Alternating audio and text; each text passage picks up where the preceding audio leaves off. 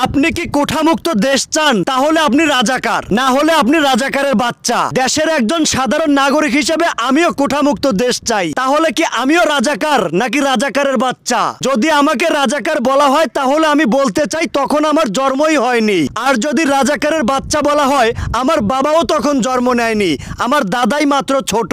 আর আমি মনে করি এই কোঠামুক্ত বাংলাদেশ চাই যারা আন্দোলন করছে তাদেরও সেই সময় জন্মও হয়নি। তাহলে দেশের এরকম একটা ক্লাসিক্যাল জায়গায় দাঁড়িয়ে এইভাবে রাজাকার আখ্যাসে কিভাবে দিতে পারে? কোঠামুক্ত দেশ চাই এই আন্দোলন করলে কেন তারা রাজাকার হবে বা কেন তারা রাজাকারের বাচ্চা হবে? এখন আপনি দেশের মধ্যে শুধু কোঠা দিয়ে ভরে রাখবেন, আর আমরা যাদের কোঠা নেই, যারা শিক্ষিত, যারা মেধাবী, তাদের কি চাকরি পাওয়ার মতো কোনো রাইট নেই? আমার বাবার কষ্টে উপার্জনের টাকা দিয়ে আমি পড়াশোনা করেছি।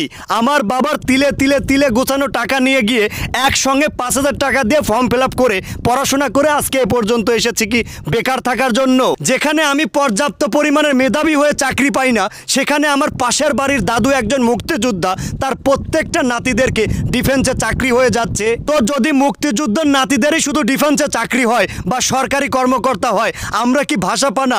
আমরা কি এই দেশের নাগরিক না? আমাদের কি রাইট নাই একটা গভর্নমেন্ট চাকরি করার? আর এই আন্দোলন করতে গেলেই আমরা রাজাকার হয়ে যাব। আগে যদি জানতাম যে মুক্তিযুদ্ধের কোটা ছাড়া আমার চাকরি হবে না, তাহলে তো আর আমার বাবার কষ্টে উপার্জনের টাকা দিয়ে তিলে তিলে তিলে কষ্ট করে টাকা গোছানো সেই টাকা নিয়ে গিয়ে একসঙ্গে নিয়ে গিয়ে 5-7 হাজার টাকা দিয়ে ফর্ম ফিল আপ করে পড়াশোনা করতাম না। আমার বাবা কষ্ট করে কৃষি কাজ করে টাকা উপার্জন করেছে, সেই টাকা দিয়ে আমি পড়াশোনা করেছি বেকার থাকার জন্য না। আজকে আমার দাদা মুক্তিযুদ্ধ না বলে, আজকে আমার নানা মুক্তিযুদ্ধ না বলে আমি চাকরি পাবো না? যেখানে আমার পর্যাপ্ত পরিমাণের মেধা রয়েছে, যেখানে আমার মেধা শক্তি, আমার নিজের মধ্যে ক্যাপাবিলিটি রয়েছে, আমি চাকরি করতে পারবো, সেখানে আমি চাকরি পাই না। চাকরি পায় পাশের বাসার দাদুর নাতিরা।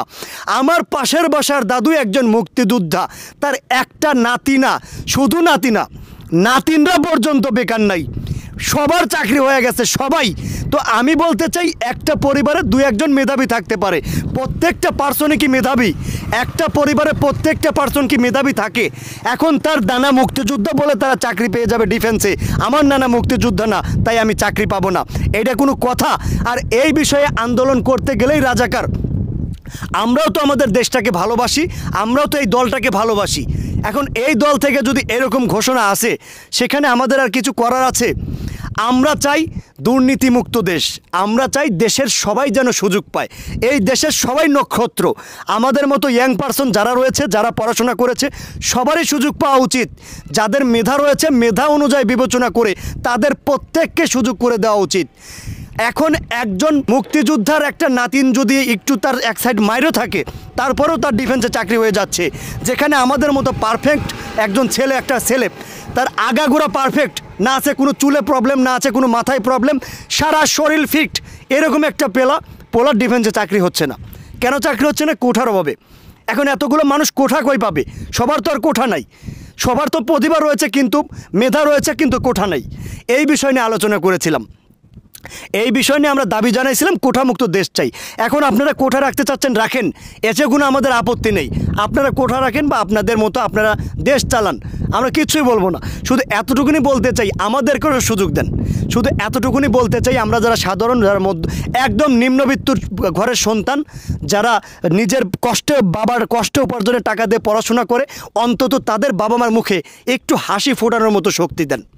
আমাদের মতো ছেলেদেরকে আমাদের বাবারা বহুত কষ্ট করে মানুষ করে, একটু সুখের আশায়, একটু শেষ বয়সে সুখের আশায় একটা চাকরি পাবো, সেখান থেকে বেতন পাবো, সেই টাকা দিয়ে বৃদ্ধ বাবা মার সেবা করব। সেই সুযোগটা যদি আমরা না পাই, তাহলে আমাদের সুইসাইড করা ছাড়া আর কোনো গতি নেই। আমাদের দেশের মাননীয় প্রধানমন্ত্রী জননেত্রী শেখ হাসিনার কাছে আকুল আবেদন জানাই, দয়া করে আপনি কোঠা রাখতে চাচ্ছেন, রাখেন, এতে আমাদের কোনো আফসোস নেই, কোনো অভিযোগ নেই, কোনো অভিযোগ নেই, বিন্দু পরিমাণে অভিযোগ নেই আপনার কাছে। আপনার কাছে শুধু আমাদের অনুরোধ, আকুতি মিনতি করি আমরা, এই যে আপনি দয়া করে আমাদের মতো সাধারণ মধ্যবিত্ত, একদম নিম্নবিত্তর পরিবার থেকে যে সমস্ত সন্তানরা পড়াশোনা করেছে, তাদেরকে একটু চাকরির সুযোগ করে দেন।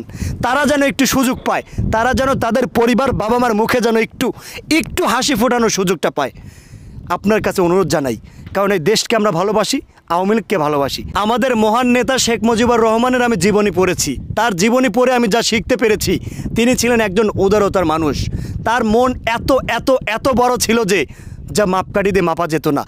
প্রত্যেকটা মানুষকে ভালোবাসতো, দেশের প্রত্যেকটা নাগরিককে নিজের সন্তানের মতো ভালোবাসতো।